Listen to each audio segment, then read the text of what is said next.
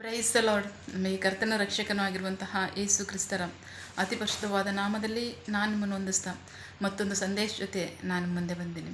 ದೇವರ ಹಸ್ತವು ತಾನೇ ಕಳೆದ ದಿನವೆಲ್ಲ ನಿಮ್ಮನ್ನು ನನ್ನನ್ನು ಆತ್ಮಿಕವಾಗಿ ವಾಕ್ಯಗಳ ಮೂಲಕವಾಗಿ ಬಲಪಡಿಸಿ ಚೈತನ್ಯಗೊಳಿಸಿ ಜೊತೆಗಾರರಾಗಿ ನಡೆಸ್ತಿದ್ದಾರೆ.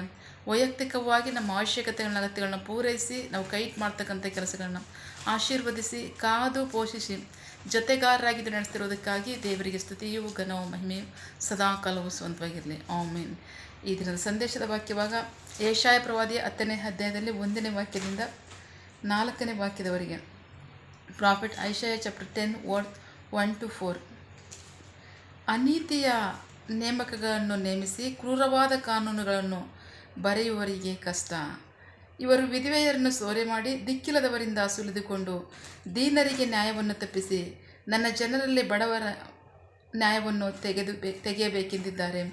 ವಿಚಾರಣೆಯ ದಿನದಲ್ಲಿಯೂ ದೂರದಿಂದ ಬರುವ ನಾಶನದಲ್ಲಿಯೂ ನೀವು ಏನು ಮಾಡುವಿರಿ? ಸಹಾಯಕ್ಕಾಗಿ ನೀವು ಯಾರ ಬಳಿಗೆ ಓಡುವಿರಿ?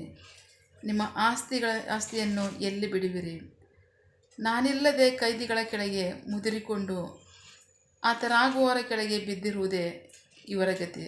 ಏಕೆಂದರೆ ಇಷ್ಟಾದರೂ ಆತನ ಕೋಪವು ತೀರದೆ ಆತನ ಕೈ ಇನ್ನೂ ಚಾಚಿಯೇ ಇರುವುದು. ದೇವರಿಗೆ ಸ್ತೋತ್ರ. ದೇವರು ಮಾಡಿರ್ತಕ್ಕಂಥ ಪ್ರತಿ ಕಾರ್ಯವೂ ಸಹ ಮನುಷ್ಯರ ಹಿತಕ್ಕೋಸ್ಕರವೇ. ಪ್ರತಿ ಜೀವರಾಶಿಗಳನ್ನ ಅವರು ಪೋಷಿಸ್ತಾ ಇದ್ದಾರೆ.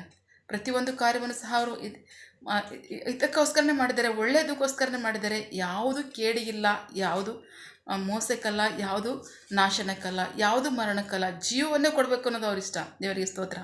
ಆದಾಮನಿಗೆ ಜೀವವನ್ನೇ ಕೊಡಬೇಕು ಅನ್ನೋದು ದೇವರಿಗೆ ಇಷ್ಟ ಆಗಿತ್ತು. ಬಟ್ ಆದಾಮನ ಆಯ್ಕೆ ಮಾಡ್ಕೊಂಡಿದ್ದು ಮಾತ್ರ ಕೇಡನ್ನು. ಸೊ ಹಾಗಾಗಿ ಮರಣವನ್ನು. ದೇವರ ಚಿತ್ತ ಏನಂದರೆ ಒಳ್ಳೆಯದೇ ಆಗಿರಬೇಕು, ಅದು ಹಿತವಾದ್ದೇ ಆಗಿರಬೇಕು, ಅದು ಮೇಲಾದ್ದೇ ಆಗಿರಬೇಕು, ಅದು ಅಭಿವೃದ್ಧಿ ಇರಬೇಕು, ಅದು ಆಶೀರ್ವಾದವನ್ನು ಕಾಣಬೇಕು ಅಂತ ನಾವಾಗಿ ಯೋಚನೆ ಮಾಡೋಂಗಿಲ್ಲ. ಇದು ಹೀಗಾಗುತ್ತೆ, ಹಾಗಾಗುತ್ತೆ, ಇದು ಸಾಲಲ್ಲ, ಇದು ಮೋಸ ಹೋಗುತ್ತೆ. ಖಂಡಿತ ಯಾವುದು ಮೋಸ ಆಗಿರಲ್ಲ. ಇರೋದು ಒಳ್ಳೇದಾಗ್ತಿದೆಯಾ? ಖಂಡಿತವಾಗ್ಲೂ ಅದು ಒಳ್ಳೆಯದೇ. ಆ ಒಳ್ಳೆಯದನ್ನು ನಾವು ಬದಲಾಯಿಸೋಕೆ ಹೋಗಿ ಅಥವಾ ಅದರಿಂದ ನಾವು ಇನ್ನೇನಾದ್ರು ಲಾಭ ನೋಡ್ತೀವಿ ಅಂದರೆ ಖಂಡಿತ ಲಾಭ ಸಿಗೋಲ್ಲ. ಯಾಕೆಂದರೆ ಒಳ್ಳೇದಾಗ್ತಿದೆಯಾ? ಒಳ್ಳೇದಕ್ಕೆ ಬಿಡಬೇಕು. ಸೊ ಹಾಗಾಗಿ ದೇವರ ಚಿತ್ತದಿಂದ ಅಲ್ಲದೆ ಯಾವುದು ನಡೆಯಲ್ಲ. ದೇವರು ಅನುಗ್ರಹಿಸದೆ ಹೊರತು ಯಾವ ಮೇಲೂ ಇಲ್ಲ, ಆಶೀರ್ವಾದವೂ ಇಲ್ಲ. ದೇವರು ಅನುಗ್ರಹಿಸಿದಾರ, ಹೌದು, ನಾವು ಅದನ್ನು ಒಳ್ಳೆಯದಾಗಿ ಉಪಯೋಗಿಸಿದ್ರೆ ಇನ್ನೂ ಅಭಿವೃದ್ಧಿ ಹೆಚ್ಚಾಗುತ್ತೆ, ಇನ್ನೂ ಆಶೀರ್ವಾದ ಹೆಚ್ಚಾಗುತ್ತೆ. ಆಮೇಲೆ ಸೊ ಹಾಗಾಗಿ ಕರ್ತನಿಗೆ ನಾವು ಎಲ್ಲ ವಿಷಯದಲ್ಲೂ ನಾವು ನಂಬಿಗಸ್ತರಾಗಿರಬೇಕು. ಯಾಕಂದರೆ ಪ್ರತಿ ಕಾರ್ಯದಲ್ಲೂ ಅವ್ರ ಚಿತ್ತವಿಲ್ಲದೆ ಏನು ನಡೆಯಲ್ಲ. ಅವರೇ ನಮ್ಮನ್ನು ಪೋಷಿಸುವವರಾಗಿದ್ದಾರೆ. ಆಮೇನ್. ಸೊ ಹಾಗಾಗಿ ನಂಬಿಗಸ್ತರಾಗಿ ವಿಧೇಯರಾಗ್ರಿ. ಕಾನೂನುಗಳು ಕೊಟ್ಟಿರ್ತಕ್ಕಂಥದ್ದು ಒಳ್ಳೆಯದಕ್ಕೋಸ್ಕರವೇ, ಹಿತಕ್ಕೋಸ್ಕರವೇ, ಅದು ಎಲ್ಲರ ಹಿತಕ್ಕೋಸ್ಕರವಾಗಿ. ಹಾಗೆ ಯಾರಿಗೂ ಕೇಳಾಗಬಾರ್ದು, ಎಲ್ಲರಿಗೂ ಹಿತಾಗಬೇಕು ಅನ್ನೋದು ದೇವರ ಚಿತ್ತ ಆಗಿದೆ.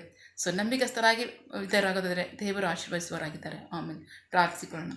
ಸಕಲ ಸೃಷ್ಟಿಕರ್ತನೆ, ಸರ್ವಾಧಿಕಾರಿ, ಸಾರ್ವಭೌಮನೆ, ಉನ್ನತನೇ, ಮಹೋನ್ನತನೇ, ಮಹಾಪರಿಶುದ್ಧನೇ, ಪ್ರೀತಿ ಸ್ವರೂಪನೇ, ನೀತಿವಂತನೇ, ನ್ಯಾಯಾಧಿಪತಿಯೇ, ಸೇನಾಧೀಶ್ವರನೇ, ಇರುವಾತನೇ, ಸರ್ವವ್ಯಾಪೇಸಪ್ಪ.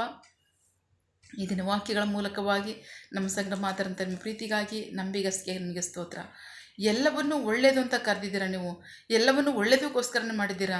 ಸೊ ಒಳ್ಳೆಯದಾಗಿ ನಡ್ಕೊಂಡು ಹೋಗೋದ್ರೆ ನೀವು ಅದರಲ್ಲಿ ಇನ್ನೂ ಆಶೀರ್ವಾದವನ್ನು, ಅಭಿವೃದ್ಧಿಯನ್ನು, ಅಷ್ಟು ಮಾತ್ರ ಅಲ್ಲ, ಜೀವವನ್ನು ಹೊಂದ್ಕೋದಿರ್ತೀವಿ.